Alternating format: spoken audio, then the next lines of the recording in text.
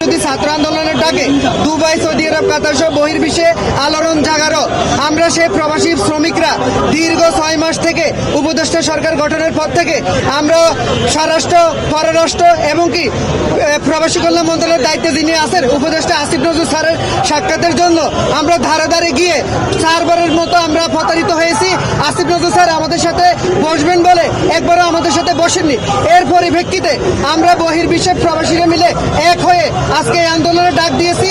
আন্দোলন থেকে আজকে আমরা যদি সরাসরি প্রধান উপদেষ্টার সাক্ষাৎ না পাই তাহলে আমরা বহির্বিশ্বের 3 কোটি প্রবাসী মিলে রেমিটেন্স শাটডাউন দেওয়ার মতো কর্মসূচি আমাদের ঘোষণা হতে পারে।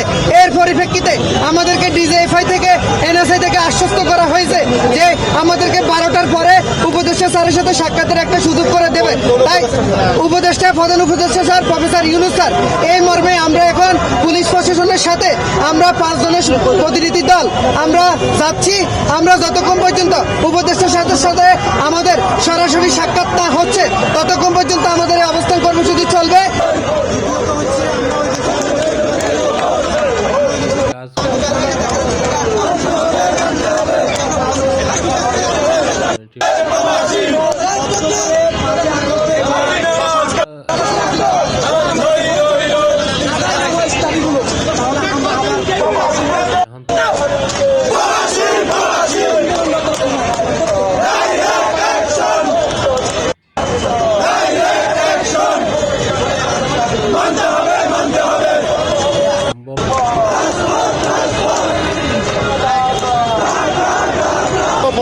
প্রবাসীদেরকে পুনর্বাসন করা।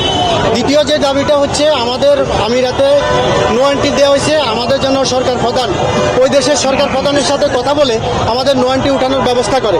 আমরা আপনাদের জ্ঞাতার্থে বলতে চাই, ইতিপূর্বে পাকিস্তানের সরকার প্রধান তাদের দেশের নাগরিকদের জন্য এই কাজটা করেছিলেন।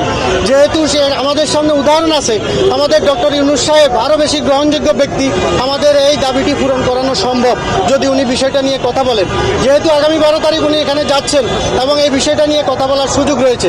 তৃতীয়ত হচ্ছে আমাদের অনেক প্রবাসী ভাইরা এখনও জেলে আছেন, অনেকে হেফাজতে আছেন এবং ওই মামলা এখনও গ্রেপ্তার প্রক্রিয়া চলতেছে। আমরা চাই যে সরকারি উদ্যোগে ওই মামলাটা প্রত্যাহার করানোর জন্য অনুরোধ করা হোক, যাতে করে আমাদের নতুন কোনো প্রবাসী আর এই মামলায় না ফাঁসে এবং ক্ষতিগ্রস্ত না হয়। চতুর্থত হচ্ছে যে আমাদের বিরুদ্ধে যারা ষড়যন্ত্র করেছিল ওই দেশের আওয়ামী লীগের বিভিন্ন পর্যায়ের নেতা, বিভিন্ন কূটনৈতিক, তাদেরকে তদন্তপূর্বক আইনের আওতায় এনে শাস্তির ব্যবস্থা করা।